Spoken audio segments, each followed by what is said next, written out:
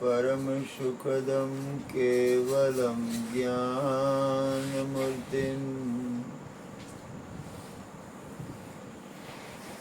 द्वन्द्वातीतं गगनसदृशं तत्त्वमस्यादिलक्ष्यम् एकं नित्यं विमलमचलं सर्वदि साक्षिभूतं भावातीतं त्रिगुणरहितं सद्गुरुतं नमामि।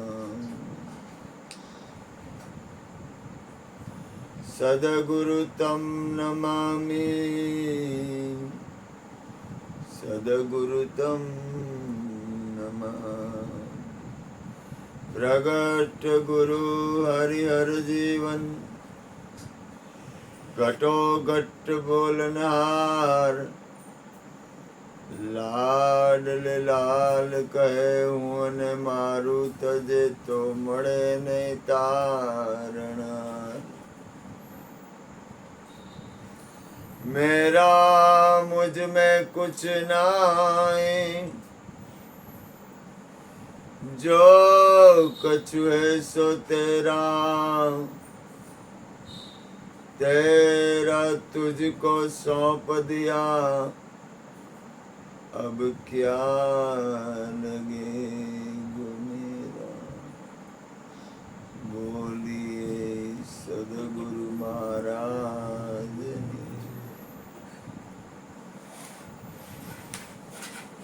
આપણને સદગુરુ પરમ તત્વ પરમાત્માની કૃપાથી એક શ્વાસ રૂપી ભેટ મળેલી છે। ગુરુજીએ પહેલા શરૂઆતમાં કીધું કે આપણા સ્કૂટરમાં પેટ્રોલ હોય તો આપણે એનો ઉપયોગ ક્યાં કરીએ છીએ, એમ આપણી પાસે મોટા મોટી બેલેન્સ અને એક જ બેલેન્સ છે, મોટી છે શ્વાસ। શ્વાસથી મોટી કોઈ બેલેન્સ નથી। કર શ્વાસ આકી સમરણી, કર અજંપા કા જાપ, પ્રેમ તત્વનું ધ્યાન ધરી લે તો હરિસોહમ આપવા। આપણી અંદર આપણા જીવનની સાર્થકતા તરફ આપણું લક્ષ્ય રહેવું જોઈએ અને એ લક્ષ્ય આપણને સંતો, સદગુરુ અને સત્સંગ અથવા એમાં આપણને સ્થિરતા આવશે। કોઈ પણ સાધન કોઈ પણ લેવું, સાધન આરે કોઈ વાંધો નથી, પણ કોઈ પણ તમારે એવું એક સાધન લેવું પડશે। સત્સંગ છે, ભજન છે, ધ્યાન છે, કીર્તન છે, સ્મરણ છે, હરિગુરુ સંતોનો સંગ છે। એ સાધનથી આપણે આપણી અંદર જે ચૈતન્ય તત્વ છે, આપણે પોતે જે ચૈતન્ય તત્વ છે એમાં પૂરક બનશું, એની સ્થિતિ કેળવાશે। આપણી અંદર આપણી સ્થિતિ કેળવા। મનુષ્ય જન્મ આપણને આપણા આત્માના કલ્યાણ માટે જ મળ્યો છે। જે પોતે પોતાના આત્માનું કલ્યાણ નથી કરતો તે આત્મઘાતી છે। મનુષ્ય જન્મ ખૂબ કિંમતી છે। એના માટે આપણે આપણા જીવન ઉપર કોઈ પણ જાતનો બળાત્કાર કરવાનો નથી, કોઈ પણ જાતનું પરાણે કોઈ વસ્તુ કરવાની નથી। કબીર સાહેબ એક ભજનમાં કહે છે, સાધો સહજ સમાધિ બને। આપણી અંદર હાલવાની આપણી સ્થિતિ છે ને એ સહજ હોવી જોઈએ, કોઈ પણ જાતનો વજન નહીં, કોઈ પણ જાતની કષ્ટી ભોગવવી, કાયાને કષ્ટ દેવાથી મારો અંતરાત્મા એમ કહે છે કે એમાં બહુ ફાયદો થાય, કદાચ કાયાને કષ્ટ આપો, પણ એ પરિણામે તો મને એના કરતાં સહજતાથી, સરળતાથી તમે તમારા આત્મામાં સ્થિત બનો એ સત્ય છે। બળજબરી કરવાથી કારણ કે આપણને છે ને, આપણને આ કાયા છે ને, એવો કાયા રે દાગીનો દીનાનાથનો. આપણને એક એવો દાગીનો પરમ તત્વ પરમાત્માએ આપ્યો છે. આ દાગીનાનો આપણે એવી રીતે સદુપયોગ કરવાનો છે કે જે સદુપયોગ સંસારના વાતાવરણની કર્તવ્ય ફરજ બજાવાઈ જાય, મનુષ્ય જીવનમાં આપણે ક્યાંય કાંઈ ભૂલ ન કરી, થોડાક જાગૃત બની અને એવી રીતે આપણું જીવન જીવી કે આપણું જીવન સફળ બને. આપણને સંપૂર્ણ આપણા જીવન જીવવા માટે, આપણને આપણા જીવન જીવવા માટે સંપૂર્ણ સ્વતંત્રતા છે. આપણે મારે આ મારું જીવન છે કેમ જીવવું, એ પરમાત્મા કોઈના ઉપર પરમાત્મા બળાત્કાર કરતો નથી. કોઈ વ્યક્તિ કોઈ એવું કામ કરે તો પરમાત્મા એને ના નથી પાડતો કે તું આમ કર કે આમ ન કર.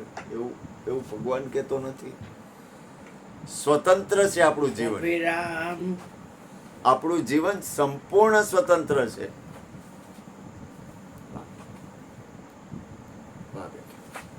આપણા સ્વતંત્ર જીવનનો આપણે કેમ ઉપયોગ કરવો?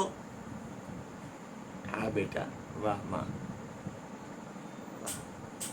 આપણા સંપૂર્ણ સ્વતંત્ર જીવનનો આપણે કેમ ઉપયોગ કરવો? એ બીજા ઉપર મદાર નથી, આપણા ઉપર મદાર છે. અને એ હરિગુરુ સંતોના સંગમાં જ વિવેક આવશે. આ વિશ્વમાં જેટલા મહાપુરુષો છે, જેટલા સંતો છે, જેટલા સત્પુરુષો છે, એને સત્સંગથી સાધન આપ્યું છે. પોતાના આત્મકલ્યાણ માટેનું એક એવું સાધન આપ્યું છે જેથી જીવ પોતે પોતાની અંદર મૂળ સ્થિતિમાં સ્થિર બને. કારણ કે આપણે તો કેટલા ભાગ્યશાળી છે, કેવડી કૃપા છે આપણા ઉપર. તું તો ભાગ્યશાળી, આવા મા બાપ, આવા હરિગુરુ સંતોનો સંગ અને સત્સંગથી મા બાપને પ્રેમ હોય એવું ન બને. છોકરો ક્યાંક જાતો હોય ને ભજન સત્સંગમાં તો મા બાપ કે ઉપર મારે જોવું છે, તું ક્યાં જાસ? એમ મા બાપ હાથ સીધે છોકરાનો એમ આ ન પાડી દે. અમારે એક ભાઈ છે, મેં કીધું તારા એના પપ્પા આવ્યા એટલે મેં કીધું તારા પપ્પાને તેડી આવજે, એને ખ્યાલ આવે કે આ સંતોના સંગ છે, આ મારો છોકરો છે એ ખોટા સંગ. અત્યારના સમયમાં સંગ છે ને એ બહુ મહત્વની ચીજ છે. મીરાબાઈએ કીધું, સાહેલી અમને ભાગ્ય રે મળ્યો છે સાધુ પુરુષનો. સાધુ પુરુષ એટલે કપડાથી સાધુ હોય એને વંદન, પણ જેનું જીવન સાધુ જેવું છે. કપડાથી કોઈ રાગદ્વેષ નથી, બધું યોગ્ય છે. આખું વિશ્વ પરમાત્માએ જે બનાવ્યું એ બરોબર છે. પરમાત્માએ જે કાંઈ બનાવ્યું છે ને, જે આખા વિશ્વની પરમાત્માએ જે કાંઈ રચના કરી ને એ યોગ્ય છે. યોગ્ય રચનાનો સ્વીકાર કરી અને આપણે આપણા આત્મકલ્યાણમાં રહેવાનું છે. પરમાત્માની જે રચના છે એ યોગ્ય છે, એનો સ્વીકાર કરી અને આપણે આપણા આત્મકલ્યાણમાં સ્થિત કઈ રીતે બની એમાં ધ્યાન હોવું જોઈએ. મનુષ્ય જીવન ફરી નહીં મળે, ભરોસો નથી. અત્યારે આપણે વર્તમાનમાં આપણે પ્રગટ છીએ, આપણે હાજર છીએ, આપણે જાગી છીએ, આપણે જોઈ શકીએ છીએ. પી લે દીકા, પી લે મારી દીકરો, પી લે. આપણે અત્યારે આપણને જોઈ શકીએ છીએ કે આપણે શું કરી છીએ. હું શું કરું છું ને એ હું જોઈ શકું છું. મારે શું કરવું જોઈએ ને એ મને ખ્યાલ આવે છે. મારે શું ન કરવું જોઈએ ને એ મને જો તમે એક વસ્તુ ધ્યાન આપો. તમારાથી જીવનના કોઈ પણ વાતાવરણ એ સહજતાથી તમારું જીવન સુધરી જાય. પરાણે નહીં. પરાણે તમે કાંઈ કરશો ને, કોઈ પણ સ્પ્રિંગ હોય ને એને દબાવશો ને તો એ ડબલ ઉછળશે. તમે કોઈ પણ સ્પ્રિંગ હોય ને એમ એને દબાવો ને તો ડબલ ઉછળે. આપણે એ નથી કરવાનું. સહજતાથી આપણું જીવન છે ને એ વળી જાય, સરળતાથી વળે. અસ્વીકાર તો તમે એમ માનો કે અસ્વીકાર તો તમે ભાગીને જાઓ ક્યાં? હા, ઘણી વાર વિચાર આવે કે આમ થોડુંક આમ નીકળી જાય તો મજા આવે, પણ નીકળી જવાથી ખોટું નથી. પડી તો એનો આદેશ હોય ને તો સંસારમાં આવજો. ગુરુજીએ કીધું, ગોપીચંદની વાત કરી કે બેટા કે આ કે તારી કાયા રહી ને એવી જ તારા બાપની કાયા હતી, પણ એનું શરીર છૂટી ગયું. અને ગોપીચંદે તરત જ વૈરાગ લીધો અને ઘર છોડીને નીકળી ગયા. ઘર છોડીને નીકળવું એ એક વસ્તુ યાદ રાખવી, આ સંસાર છોડીને ભાગવું ને નીકળી જવું ને એ કર્મની ગતિ ઉપર આધાર રાખે છે. હું શું કહેવા માંગુ છું, ધ્યાન આપો. આ સંસાર છોડવો એ એના કર્મમાં લખેલું હોય છે, એના ભાગ્યમાં એ રીતે લખાણ હોય છે, પછી હાલે તો એ યોગ્ય છે. પણ કોઈના આદેશ વગર અથવા મૂળ પરમ તત્વ પરમાત્માના આદેશ વગર જો સંસાર છોડે ને તો બહુ હેરાન થાય. કારણ કે એ કરવા જેવું એમ નથી. જ્યારે આપણને ઉપરથી પરમ તત્વ પરમાત્માની સત્તાથી આદેશ મળે ને પછી તમે નીકળો ને તો તમે ભટકો નહીં. ધીરે ધીરે રે મના, ધીરે સબ કુછ હોય, માલી સીંચે સો ગળા, ઋત આયે ફલ હોય. ધીમે ધીમે ભલે ને થોડું થોડું થોડું થોડું થોડું થોડું હલાય. અંતરાત્મા તો મેં આજે જ ઓલા કાનાને કીધું, હાંજે આવ્યો ને ત્યારે મેં કાનાને કીધું, કાના મારી સ્પીડ હોની છે અને હાલી હગું છું બેની સ્પીડે. મને કે બાપુ ઉતાવળ કરો આવી કે તમારા ભાગ્યમાં જે રીતે લખેલું જ મને કે તમે ધીમે ધીમે ધીમે ધીમે તમારે કંઈક ખોટ નથી જવાની કે, પણ તમારી અંદરની હાલવાની જે રીત છે, તમારા ભાગ્યમાં જે લખ્યું છે.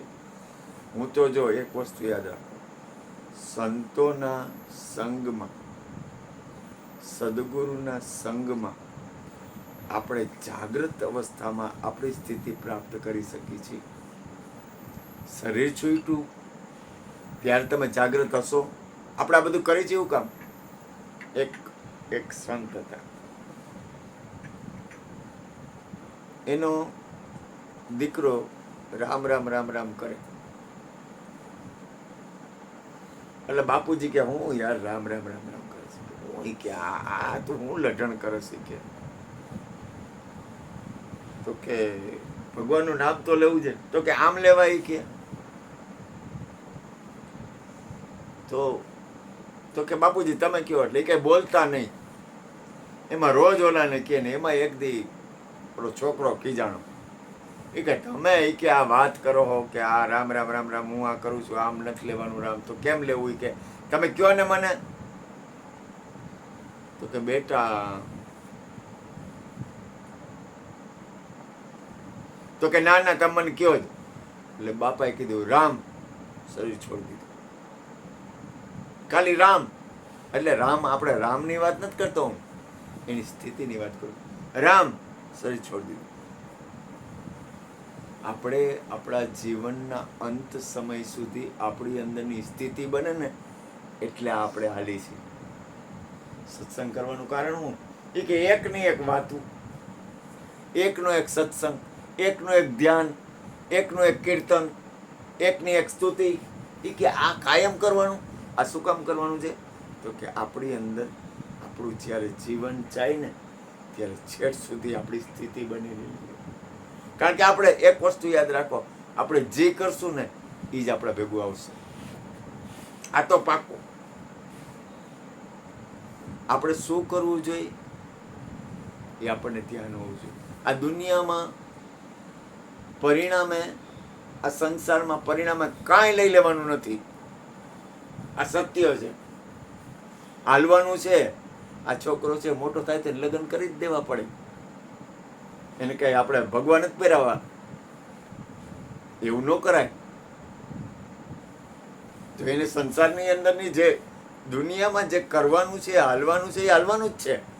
પણ હાલવાની રીત, હમણાં તારી બાજુ વાળો છોકરો બેઠો હતો ને, મેં કીધું જો બેટા, એને તો સગાઈ લગ્ન કરવાના છે.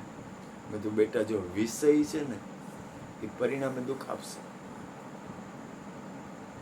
વિષયનો વિવેક હોવો જોઈએ. આપણી આંખ છે ને એને જોવાનો વિવેક આવી જવો જોઈએ. આપણે ખાતા હોય ને તો એનો વિવેક હોવો જોઈએ, સાંભળતા હોય તો એનો વિવેક હોવો જોઈએ, આપણે બોલતા હોય ને તો એનો વિવેક હોવો જોઈએ. સદગુરુ સંત અને મહાપુરુષનો સંગ થાય ને એટલે આપણી અંદર બે વસ્તુ ફરે. એક વાણી મેરી ફિર ગઈ આ દઈ આ તન, ખારી સો મીઠી વહી, આ સદગુરુ કે ઉપદેશ. અને બીજું આપણી દ્રષ્ટિ ફરે. આપણી આંખ છે ને એ દ્રષ્ટિ ફરી જ જાય. અને સંતોનો સંગ, ઓહો, આ કેવડા આપણા અનંત જન્મોના. હું તમને કહું, આ દુનિયામાં બધાયને 5 તત્વના શરીર છે, પણ કોઈને સંત કહેવાય, કોઈને ભક્ત કહેવાય, કોઈને ગુરુ કહેવાય, કોઈને મહાત્મા કહેવાય. તો કઈ રીતે કહેવાય છે? તો કે એની અંદર શરીરમાં ઉપર 5 જ તત્વ છે, પણ એની અંદર એક એવું ઘડતર થાય છે. એ ઘડતરથી વ્યક્તિને સંત કહેવાય, કોઈને ભક્ત કહેવાય, કોઈને ગુરુ કહેવાય. એ સદગુરુ છે ને, એ આપણી સંતો અને સદગુરુ આપણી અંદર ગળે છે, બારે નહીં. ભક્ત બીજ પલટે નહીં, ભલે જુગ જાય અનંત, ઊંચ નીચ ઘર અવતરે, આખિર સંતના સંત. જો હું કે છે, ભક્ત બીજ પલટે નહીં, ભલે જુગ જાય અનંત, અનંત યોગ વયા જાય ને, પણ તમારી અંદર જે હરિગુરુ સંતોએ ઘડતર ગયડું ને ઈ નો જાય. ભક્ત બીજ પલટે નહીં, જુગ જાય અનંત, ઊંચ નીચ ઘર અવતરે. એવું ન હોય કે આ જ્ઞાતિમાં જન્મે કે આ જ્ઞાતિમાં જન્મે કે પૈસાવાળાને જન્મે કે ગરીબને જન્મે, એવું કાંઈ ન હોય.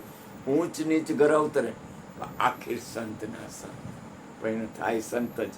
એટલે સદગુરુ મહારાજની કૃપાથી બને ત્યાં સુધી આત્મકલ્યાણનું કોઈ પણ સાધન છે, એમાં થોડુંક સમય પ્રેમથી રે એટલો સમય રાખો. કારણ કે આખા દિવસનો આપણે ઉપયોગ ક્યાં કરી છીએ, આપણા શ્વાસનો સદુપયોગ કઈ રીતે થાય આખા દિવસમાં.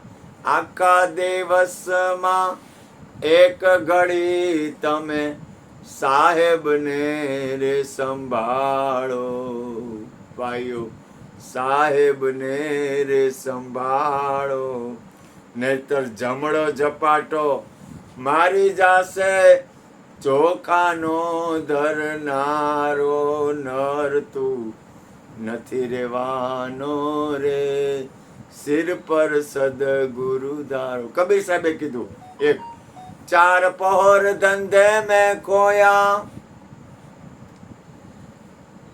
3 પહોર રહ્યો સોઈ રે, 1 પહોર હરિભજન ન કીના, કુશલ કહાં સે. તમારા આત્મકલ્યાણમાં અમુક સમય કાઢવો જ પડે. જમવામાં કાઢી છે, ધંધામાં કાઢી છે, વ્યવહારમાં કાઢી છે, વહીવટમાં કાઢી છે. એમ આત્મકલ્યાણ માટે, તમારા પોતાના આત્માના કલ્યાણ માટે અમુક સમય નિત્ય કાઢવો. બોલો સદગુરુ મહારાજ. ચા